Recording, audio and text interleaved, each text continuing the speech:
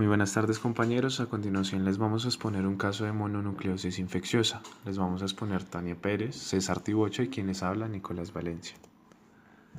El caso clínico que armamos es un paciente masculino de 35 años de edad que es llevado al servicio de urgencias del Hospital San Rafael de Tunja por el servicio de paramédicos al ser hallado inconsciente por un familiar en su residencia.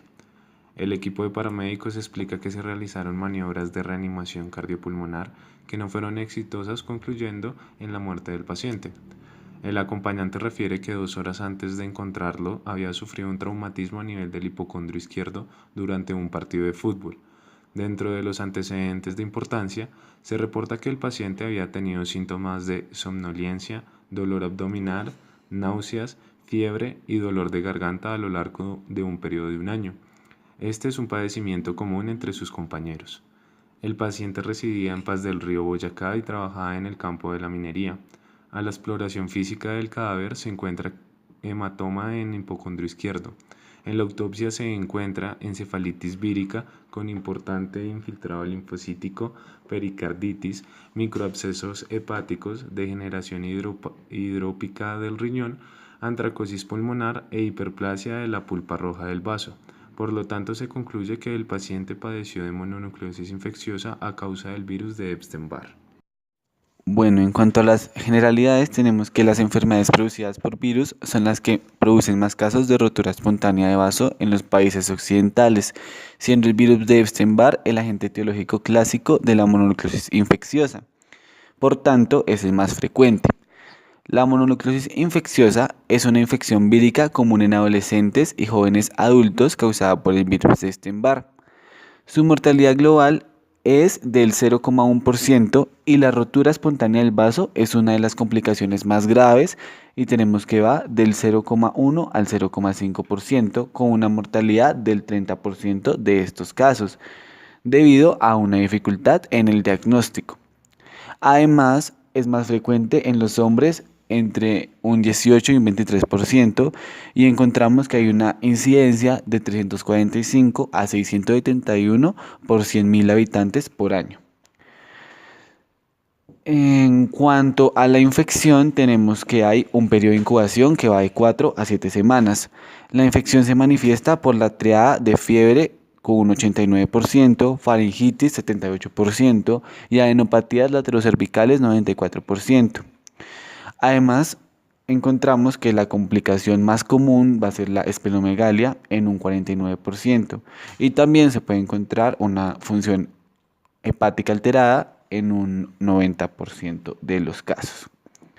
En cuanto a la esplenomegalia específicamente, tenemos que es común y clínicamente apreciable, pero es asintomática en la mitad de los casos y observable radiológicamente en casi el 100% de los pacientes. En cuanto a la fisiopatología, tenemos que la fisiopatología de la ruptura de vaso es multifactorial. Tenemos que los estudios de pieza de esplenectomía han puesto de manifiesto un vaso hematoso con extensas áreas inflamatorias y vasculitis. Además, vamos a encontrar fragmentación y disolución de los elementos fibrosos y de la cápsula por los linfocitos atípicos que la infiltran, lo que conlleva a una gran fragilidad al contacto con las musculaturas, ya sean diafragmáticas o abdominales. En cuanto a la hiperplasia de células del sistema del retículo endotelial o líneas linfoides, es uno de los principales mecanismos de esplenomegalia. Las causas infecciosas comunes de esplenomegalia van a ser malaria, tuberculosis, mononucleosis infecciosa y endocarditis vírica. La rotura del vaso habitualmente se debe a un golpe en la parte superior izquierda del abdomen o la parte inferior izquierda del pecho, como podría ocurrir durante un percance deportivo, una pelea o un accidente automovilístico. En este caso es por un percance de tipo deportivo. El vaso lesionado puede romperse poco después del traumatismo abdominal o en algunos casos días o incluso semanas después de la lesión. La ruptura de vaso puede ocasionar un sangrado potencialmente mortal en la cavidad abdominal. En los adultos, el 75% de los casos presentan mononucleosis infecciosa. El periodo de incubación de la mononucleosis en los adultos jóvenes es de 4 a 6 semanas antes de que comiencen a manifestarse los signos y síntomas que anteriormente nombró mi compañero.